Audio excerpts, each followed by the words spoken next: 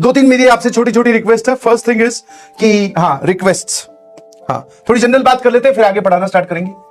Requests, ठीक है।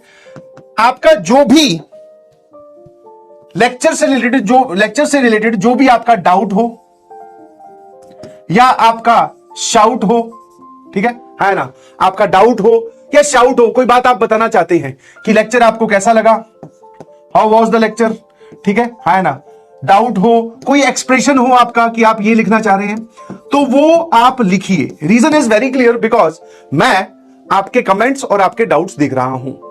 कुछ बच्चों ने देखा होगा, सारे के तो डाउट्स मैं रिप्लाई नहीं कर सकता, बट यस बहुत सारे डाउट्स, करीबन 15, 20, 25 डाउट्स मैं रिप्लाई करूंगा। मैं आपसे चाहता हूं कि डाउट सेक्शन में हमारा जो एंगेजमेंट हो वो अच्छे डाउट्स पर हो। समझ में आएगी नहीं समझ में आया, वो अच्छे डाउट्स पर हो। अब इस सबको छोड़ दीजिए प्लीज, ये चीज अब पुरानी हो गई कि 11th बर्बाद, मैं यहां से IIT JEE क्वालिफाई कर सकता हूं कि नहीं कर सकता हूं, क्या करना चाहिए, इस पे बहुत डिस्कशन हो गया। एन नंबर ऑफ वीडियोस है मेरी ही यूट्यूब पे और आपने मेरे ही मुंह से बहुत बार ये चर्चा सुन ली है, तो हमें अब इस टॉपिक को छोड़ देना चाहिए कि 11th बर्बाद है। समझ में आया? जिसको अभी भी नहीं समझ में आया कि 11th के बारे में क्या करना है और कैसे करना है, तो वो हमारा डिस्कशन पहली वीडियो में हो चुका है, पहले लेक्चर में हो चुका है, आप जाके देखिए प्लीज। लाइव नोट्स कैसे बनाने, अभी भी कुछ बच्चे वही सवाल पूछ रहे हैं जिसका आंसर मैं ऑलरेडी कर चुका हूं, ठीक है ना। क्या मेरी बात समझ में आई?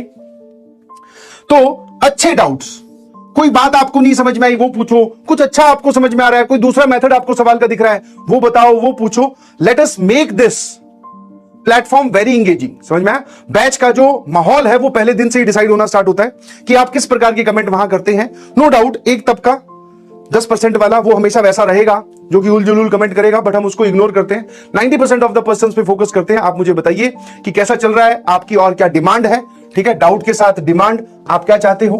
मैंने ऐसे डिमांड, तो ये सब मत करना यार कि सर ये दे दो, प्रैक्टिस शीट दे दो, ये सवाल करवा दो, वो सवाल करवा दो। वो सारी बातें मैं करूंगा। समझ में आया कि नहीं समझ में आया? I am not among those teachers जो पहले ये बोले कि भाई मैं एडवांस का पढ़ाता हूं। जैसे आपने देखा होगा ना कहीं पे कोई यूट्यूब की वीडियो खोल के देखना, उसके नीचे लिखा होगा ये प्योर एडवांस का टीचर है। मुझे वो मतलब ही नहीं समझ में आता। व्हाट इज प्योर एडवांस, क्या होता है? मतलब सीधा ही मैं क्या डिटरमिनेंट के बारे में कुछ ना बताऊं, सीधे सवाल सॉल्व कराना स्टार्ट कर दूं? पहले बताना पड़ेगा ना, और फिर सवाल करेंगे हर वैरायटी का। टेंशन ले रहे हो, ठीक है। तो ये सब मत करना कि भाई साहब ये वाला सवाल करवा दो, वो करवा दो, प्रैक्टिस शीट दे दो, एडवांस सेशन दे दो, वो सारे मैंने सोच रखे हैं, अपने आप देता जाऊंगा। Just enjoy the game, just enjoy the game. समझ में आया? लेक्चर्स एंजॉय कीजिए, अपने टीचर्स पे विश्वास रखिए कि सर आपने बोल दिया कि आप पे सारी चिंताएं त्याग दो, पहले ही लेक्चर में बोला था ना, उसका कुछ मतलब था। यहां पे खाली कर दीजिए, सारा मुझे दे दीजिए, मैं आपको सारा समझा दूंगा। समझ में आया? है ना? आपको विश्वास करना पड़ेगा, ठीक है ना? क्या मेरी बात समझ में आएगी? नहीं समझे? ठीक है ना? ठीक है, हाँ। एनसीईआरटी को लेकर बड़े बच्चे परेशान है, सर एनसीईआरटी का होमवर्क आज लाया हूं भाई, एनसीईआरटी का होमवर्क भी ले लो। आपको एक चीज समझनी पड़ेगी कि मैथमेटिक्स जो है वो जेईई मेंस और जेईई एडवांस में टफ आती है as compare to physics and chemistry. जरूर टफ आती है, नो डाउट, बट यस आपको एक प्रिविलेज मिलेगा मैथ सब्जेक्ट में, दैट इज कि अगर आप लेक्चर के सवाल ही करते रहोगे तो आपको एनसीईआरटी की टेंशन लेने की जरूरत नहीं है। आज के होमवर्क में आपकी 2 एक्सरसाइज कंप्लीट है एनसीईआरटी की, आप देखोगे cut cut cut cut cut जवाब आ जाएगा। समझ में आया कि नहीं समझ में आया? तो प्लीज आप अपनी एनर्जी को होल्ड करके रखिए प्लीज। समझ में आया? और एक समझदार शांत बच्चा वही होता है कि सर आप पढ़ाओ, हम पढ़ रहे हैं, आप बताओ, हम फॉलो कर रहे हैं, आप लीड करो, हम आपके पीछे पीछे चल रहे हैं। ये होती है जी तैयारी। समझे कि नहीं समझे? है ना? बहुत बढ़िया। क्या मेरी बात समझ में आई? सारा कुछ है, सारा कुछ है। समझे कि नहीं समझे? ठीक है भाई, तो ये सब बातें थी। और बताइए, और आपका कुछ है तो, कोई बात परेशान कर रही हो?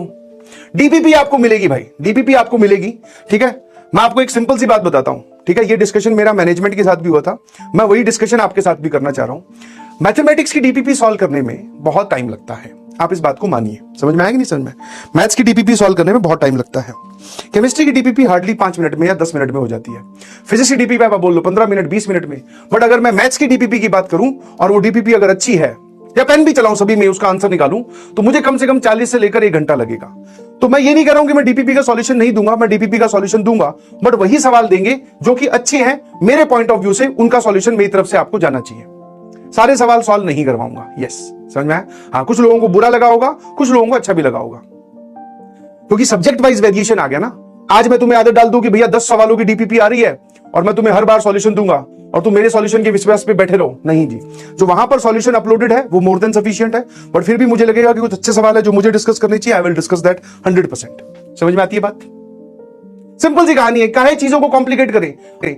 अगर मेरी एनर्जी डीपीपी सॉल्व करने में जाएगी तो मैं प्रैक्टिस सेशन एडवांस वाले और मॉड्यूल के क्वेश्चंस क्लास में कुछ मॉड्यूल के डिस्कशन ये फिर अवॉइड कर दूंगा। और क्या, जब मेरे पास टाइम तो लिमिटेड है ना, मान लो मेरे पास 2 घंटे है, अब तुम बोल रहे हो सर 1.5 घंटे तक हमें कहानी सुनाओ, तो जो भी बचा मैं आधे घंटे में करूंगा फिर वो, नहीं समझे?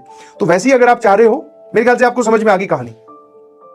एकदम खुले दिमाग से 1 to 1 सोचते हैं, यस और नो?